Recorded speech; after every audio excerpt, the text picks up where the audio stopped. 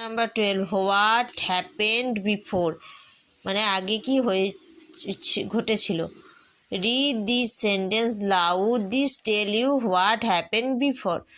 Rahul jumped into the puddle, Rohit played football, Jayanta walked with his dog, mother ironed the clothes.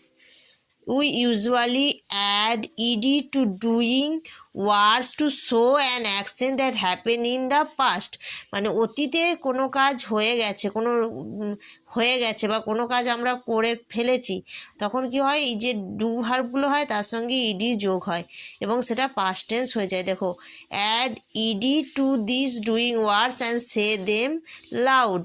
Cook, তার সাথে ED যোগ হয়, cooked. Walk, walked, kick, kicked, jump, jumped, pull,